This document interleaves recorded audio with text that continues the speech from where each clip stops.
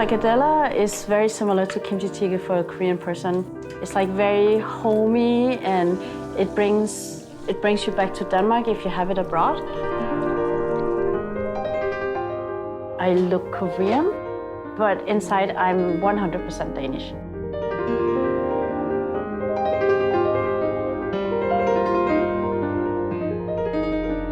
My name is AK, I'm from Denmark. I'm the owner of a Scandinavian cooking studio in Korea.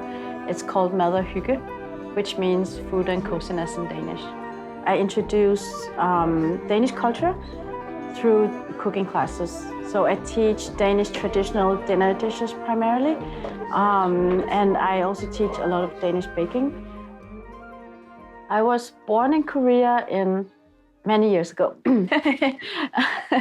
I was born in Korea, and I was adopted to Denmark when I was about a year and a half. I don't have a lot of information in my adoption file from Holt, the Korean adoption agency.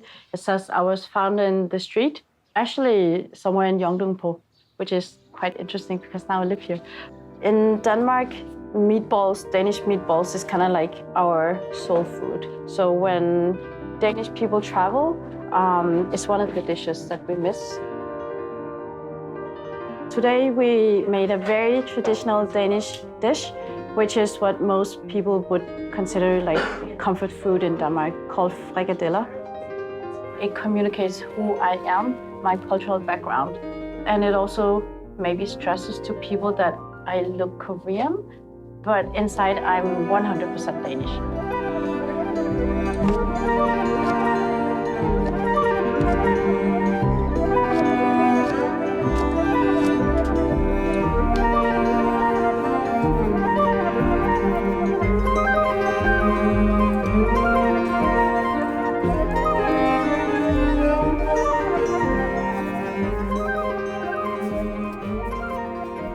So I grew up in a very small town. For Denmark, it's very average, but Denmark is extremely small. It's extremely homogeneous. Just a lot of like tall, blonde people. Definitely the presence of other ethnicities in my generation growing up was very, very low. A lot of my Korean adoptee female friends, if they went to like the supermarket with their adoptive father, they would make sure to call out father. So people didn't assume that she was like an imported Thai bride. We have a lot of dairy products in Denmark because we have so many cows. So we have a lot of different milk and cream and butter.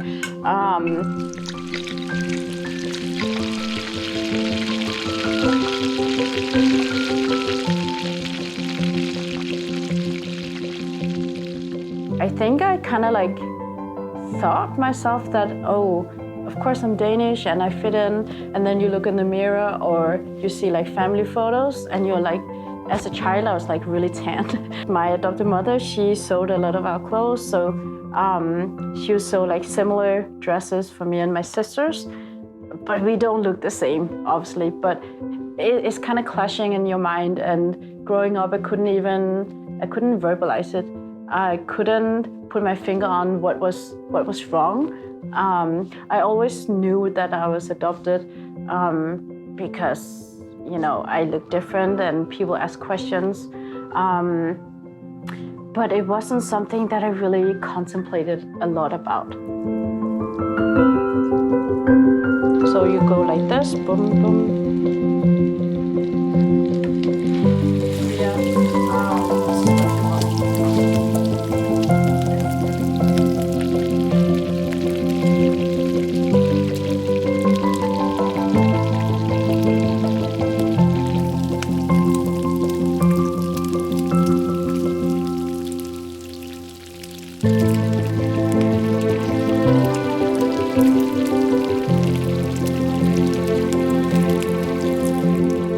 When I visited Korea the first time in 1999, it was on a motherland trip arranged by Whole Korea, and it was great. But when I came back from the trip in 1999, I got a depression, like a milder depression, and I didn't realize that was actually what was going on. I had a reverse culture shock. I think one of the things that are really great for Korean adoptees about coming to Korea is we blend in. We blend into the street picture or in the subway. Even if people can see there's something not exactly like the others, but you look Korean.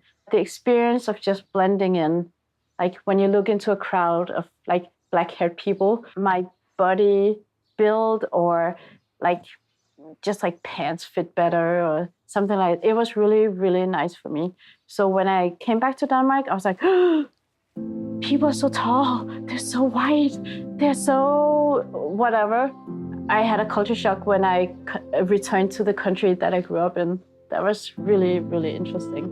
So we just boil it off with cream. I like cream.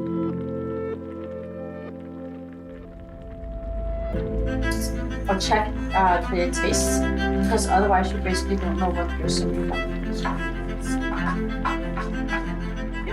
You think you should? If you don't want to taste it, I mean. That's crazy. No one really know why Korean adoptees choose to come back either to visit or to live in Korea.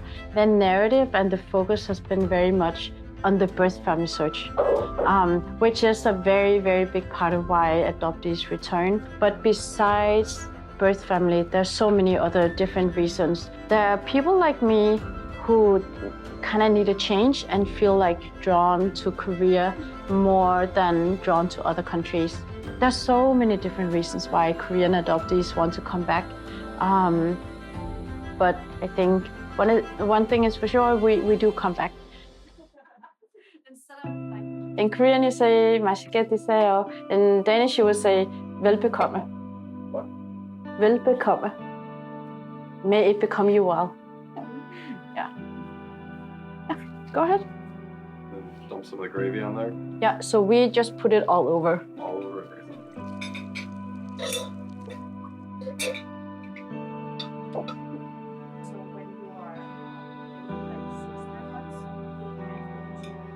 The narrative my adoptive parents told me about Korea and the reason why I had been given up for adoption was Korea is very poor. It's a very poor country. Your mother was probably a prostitute. You were lucky that you were adopted. You should be grateful.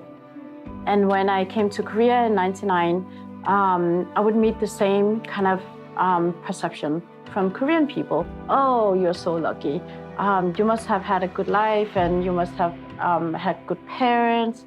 And oh, you're so lucky and we're so sorry. I don't see myself as a victim of anything. My childhood was not super great. I wouldn't say wipe the slate clean because it's my background. It's what I have with me. It's what it was. And I can choose to also focus on some of the positive things that I learned in my family. For example, cooking.